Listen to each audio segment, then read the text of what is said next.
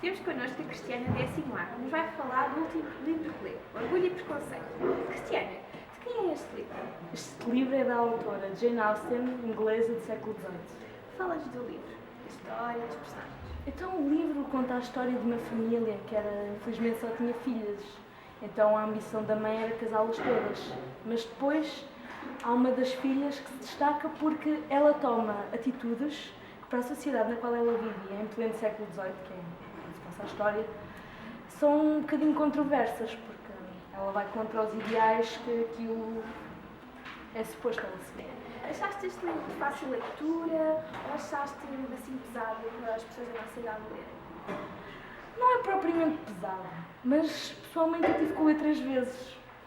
Por acaso li as seguidas porque eu não percebi nem a primeira nem a segunda. Porque a linguagem, como o livro foi escrito no século XVIII, a linguagem é daquela mais com os verbos mais complicados e com uma linguagem um bocadinho mais antiquada. Pois então não se percebe bem. Mas no fim, quando tu começas a interiorizar o esquema, tu compreendes melhor e no fim até gostas. Mas no fundo gostaste da história e de conhecer melhor as personagens?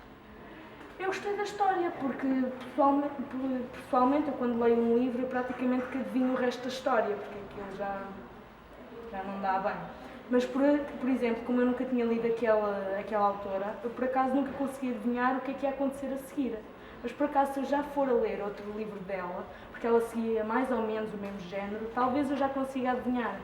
Porque ela punha-se como foco sempre uma rapariga, com uma personalidade um bocadinho mais diferente, que ia sempre contra os ideais da sociedade. Só agora um à parte, o único livro que a crítica não gostou foi exatamente um em que a personagem principal não fazia nada. Que ia contra o hábito de escrever dela, certo? Sim, concordava com a sociedade. Então, mas recomendas a leitura deste livro? Concordo, principalmente se tiverem muita paciência. Está bem.